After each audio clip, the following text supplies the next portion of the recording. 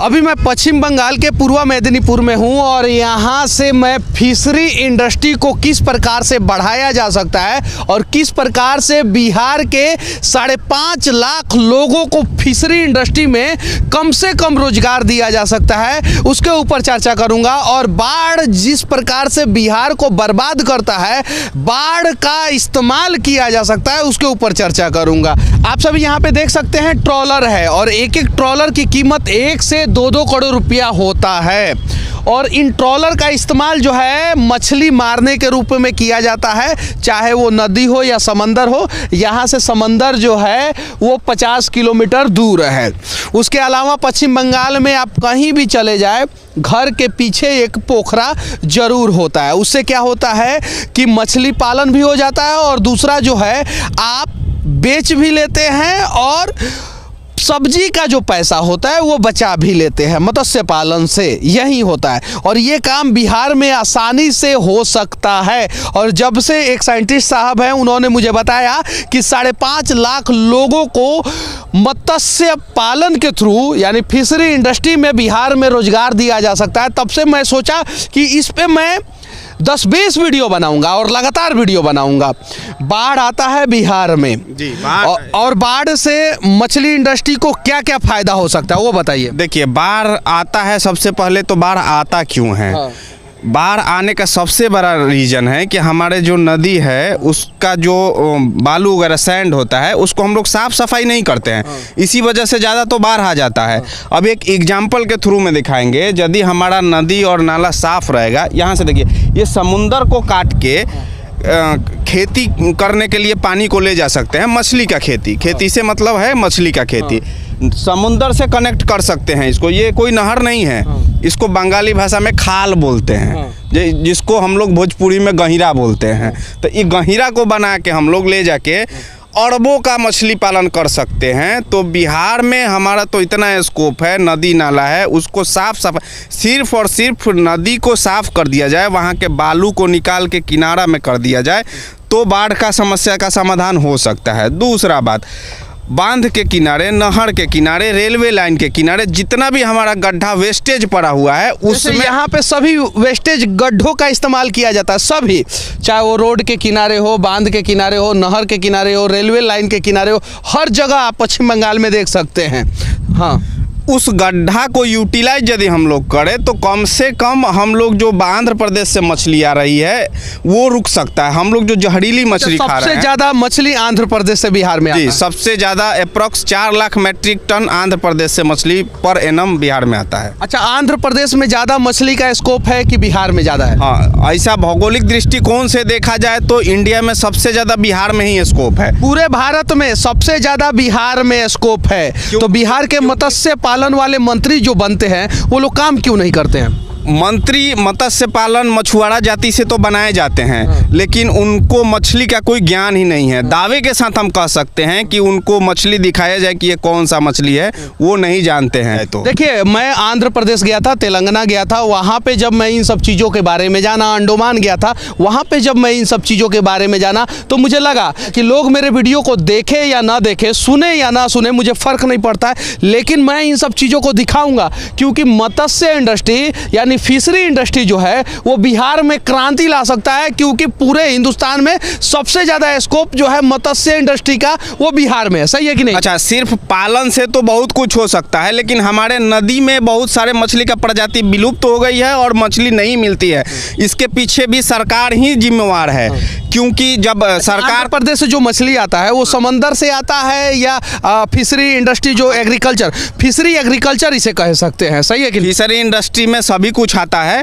Culturable fish उसको बोलते हैं। हमारे बिहार में जनरली कल्चरेबल फिश ही लोग खाता है और फ्रेश वाटर का फिश ही खाता है, क्योंकि हम लोग नमकीन मछली को नहीं खाते हैं, प्रेफर नहीं करते हैं, अच्छा नहीं लगता है, इसलिए हम लोग नहीं खाते हैं। और बिहार में वो नहीं हो सकता है तो उसके ऊपर ज़्यादा बात नहीं करना है।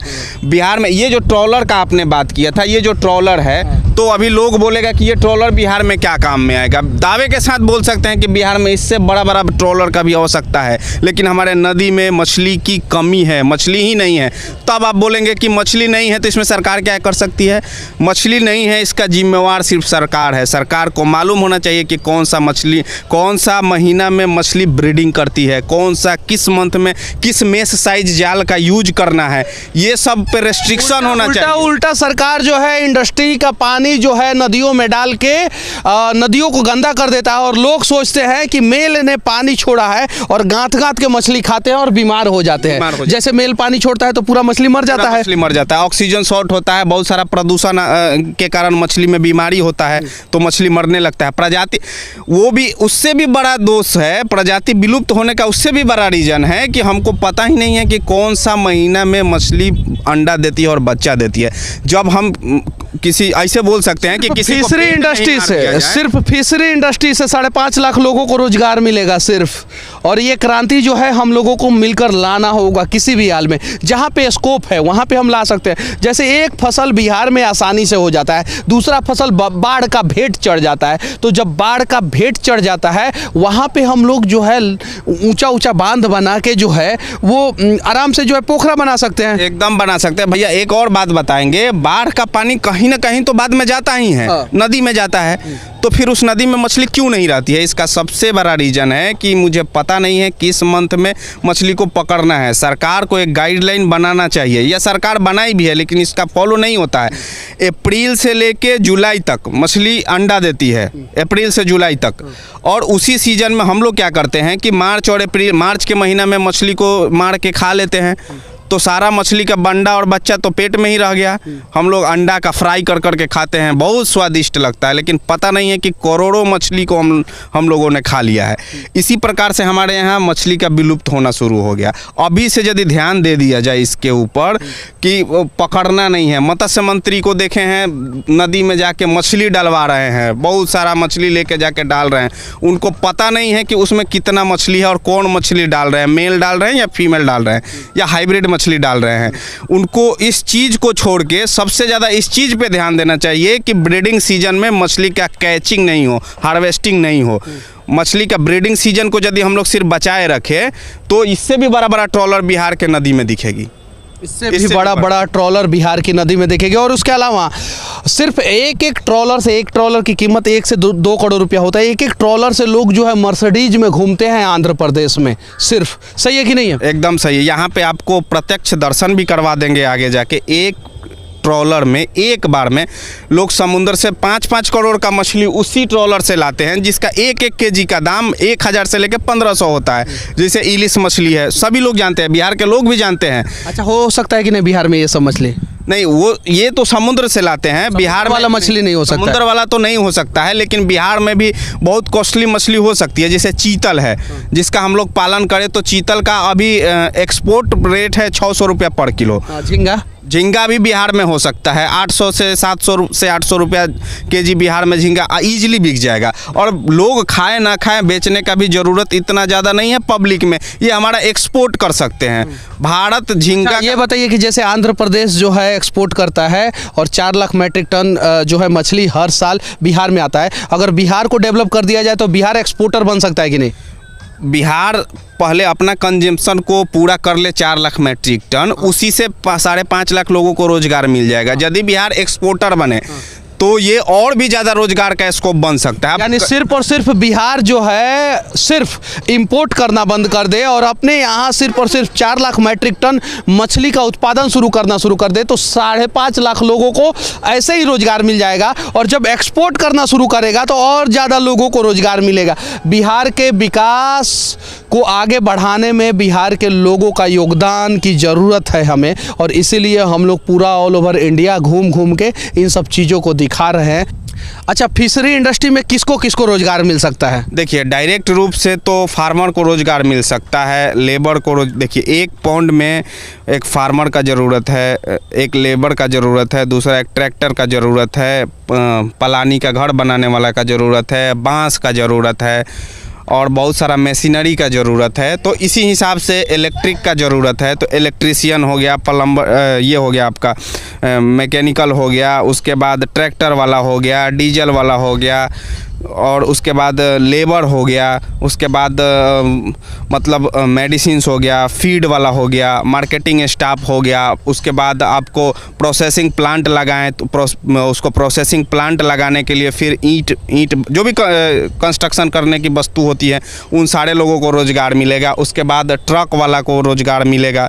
ट्रांसपोर्टेशन का भी बिहार में बहुत बड़ा स्कोप हो सकता है इसको करने के लिए, क्योंकि ये हम एक्सपोर्ट जब करना शुरू कर दे तो डायरेक्ट रूप से इन लोगों को रोजगार मिलेगा, इनडायरेक्ट रूप से भी बहुत सारे लोगों को रोजगार मिल सकता है। सिर्फ बिहार में मत्स्य पालन यानी फिशरी इंडस्ट्री और उसके बाद से डेयरी फार्म, इस दोनों इंडस्ट्री का अच्छे ढंग से डेवलपमेंट हो सके, क्योंकि इसका स्कोप है वहाँ पे, तो शायद से 5.5 लाख और उधर जो है 10 लाख यानी 15.5 लाख लोगों को प्रत्यक्ष रूप से रोजगार मिलेगा, और प्रत्यक्ष रूप से तो करोड़ों लोगों को रोजगार मिल जाएगा। इन सब चीज़ों को बिहार के गार्जियन को समझना होगा। वहाँ के गार्जियन जो है अपने बच्चे को 40 साल तक सरकारी नौकरी के चक्कर में उलझाए रहते हैं, और उसके बाद से जब सरकारी नौकरी नहीं मिलता है तो लेबर बना देते हैं, चलो जाओ किसी कंपनी में बोरा ढो। तो ये सब चीज़ें समझकर अगर हम लोग सही ढंग से कदम उठाए तो शायद वहाँ पे भी डेवलपमेंट हो सकता है, लेकिन उसके लिए पहले जातिवाद नामक जहर को अपने दिमाग से निकालना होगा और विकास नामक शब्द को अपने जेहन में डालना होगा, तब जाके बिहार का विकास हो पाएगा। यहाँ पे रिपोर्टिंग के दौरान हमें एक युवक मिल गए हैं। अभी क्या नाम हुआ आपका? सुब्रतो। अच्छा सुब्रतो जी, इसमें कितना केजी मछली होगा अभी? ये वाला है 6 केजी का है। 6 केजी का। अच्छा, इससे कितना का इनकम हो जाएगा आपको पर डे? 1000 रुपया। 1000 रुपया। झूठ बोल रहे हैं आप। ये झींगा बेच के 1000 रुपया नहीं होगा। हाँ, कम से कम इनको 1500 से 1800 रुपया तक होगा। कम से कम तुम्हारे ऊपर इनकम टैक्स का रेट नहीं पड़ेगा यार। और देखिए, अच्छा ये बताइए, ये मछली जो है बिहार में हो सकता है कि नहीं? ये मछली यही मछली बिहार में हो सकता है। आप लोगों को दिखाना चाहते हैं, ये स्कैम्पी है, ये बिहार में हो सकता है। और इस साइज का झींगा अपने यहाँ 700 रुपया से 800 रुपया में मिलता है। अच्छा, यहाँ पे कितना रुपया केजी में बेचते हो? इधर यहाँ पर 500 रुपये का है। 500 रुपया केजी ये मछली। थोड़ा दिखाओ तो, हाथ में दिखाओ, हाथ में थोड़ा सा और ज़्यादा थोड़ा दिखाओ।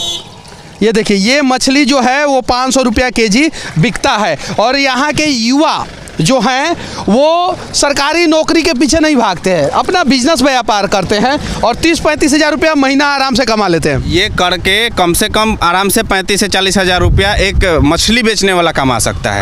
आराम से इजीली कमा सकता है। छोटा अगर बिजनेस में छोटा, एकदम छोटा हो तो डेली 5 से 7 केजी बेचे तो 5 से 7 केजी बेचना एकदम आसान है। और 5 से 7 केजी बेच के 35-40 हज़ार रुपया आराम से कमा सकता है। जो ज़्यादा बेचना चाहता है वो तो डायरेक्ट एक्सपोर्ट कर सकता है। मछली का एक्सपोर्ट करना जो है ना बहुत आसान है, सही है कि नहीं है?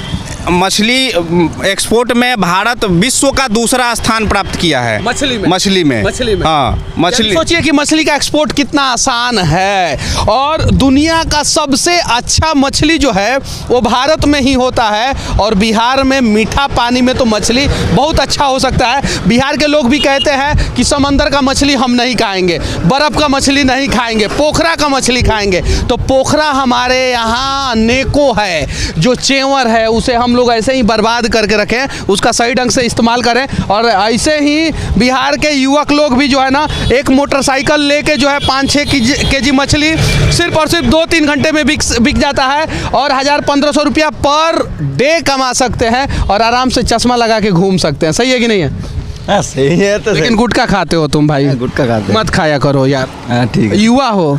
ठीक है। फिर दोबारा अगर मिल गए, अगर तुम्हारा दांत गंदा रहेगा तो मैं सवाल करूंगा तुमसे। ठीक है। नहीं ना खाओगे? नहीं खाओगे। और तुम्हारे और मोदी जी से विनती है कि बेचारा 1500 रुपया पर डे कमाता है, इसके ऊपर इनकम टैक्स का रेट नहीं होना चाहिए।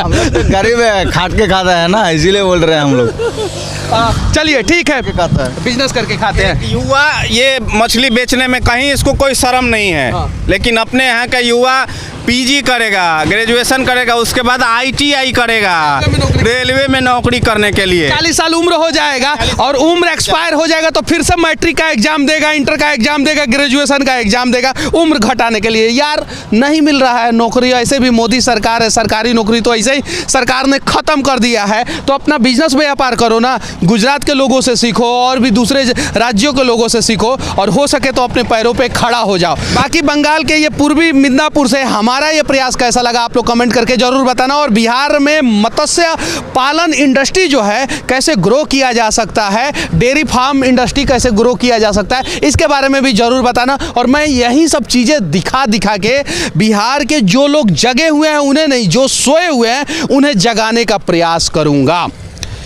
जय हिंद।